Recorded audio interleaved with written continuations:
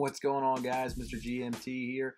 And if you haven't seen my prior two videos, my unboxing of the Burton Step On Bindings and then the install of the bindings themselves, make sure you check those out. I'm having a little something I call the beverage of the night.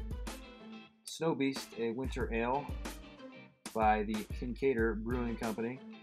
It's pretty good stuff. Very good winter beer. Recommend you try it. Check it out. So on to the third video. I'm going to be trying these on for you tonight. First time really putting them on, walking them around, see how they feel. Again, my comparison to the prior boots that I've had are the Burton SLX snowboard boots from the 2010 season. Great boots, loved them. So that's where I'm basing my review off now. The reviews that I've seen on there about these boots is that they aren't your typical step-on boots that have awkward, hard shells. I know the ones that I have were very firm, so let's go check them out. Alright guys, so I feel like these actually are very comfortable in comparison to my old boot. They are a little stiff. I don't know if that's just because they're new. I feel a lot of, it's very rigid right up in this portion of the boot, this section half.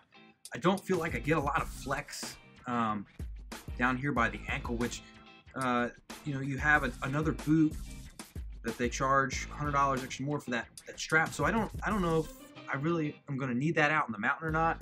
Of course, these could obviously break in and I get a little more flex out of them with a little more use. But right now, overall, I feel very happy with the fit, the comfort level, at least walking around. I don't feel like it's that terrible of a difference between the SLX. Again, you got to remember that I had the SLX for a long time and I wore those and they were very broken in and super comfortable. So I have to keep in mind and be objective when I'm looking at these like that. I've never had this lace system, so that's new to me as well. I don't know if the rigid form of this boot is you know, on the cables here. You know, I had the pull system on my old boots, so, and then they still offer that as well. But again, I'm very satisfied overall walking around in these boots. I don't feel uncomfortable in them. Again, a little awkward in the top here, but I've already said that. So let's jump on the board. It was certainly a little odd putting these on for the first time, and you're seeing me do that right now here on camera.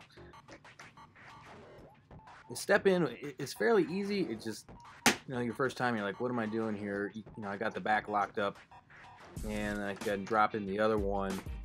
Now I'm going to zoom in here and you're going to see the movement that you get in that heel, and you'll see the heel lift up, and to me it kind of feels significant. Now I've heard this in the reviews from other folks talking about it, so we'll see how this translates out in the mountain. They said that it hasn't really been a problem for them adjusting to it. It's just a little weird at first, and then they were kind of okay with it. What I've noticed is that you can actually kind of just step on out if you just keep that toe pointed down, and you can just slide it forward and you just kind of slip right out. Fairly easy. So those are my thoughts on the current setup. I'm also headed out to Colorado very, very shortly to check these out on the hill. Unfortunately, they haven't been dumped on with snow yet this year, but you got to go when you've already paid to go. So I will be going out there. Make sure you subscribe if you want to keep up on my review of this setup and my thoughts.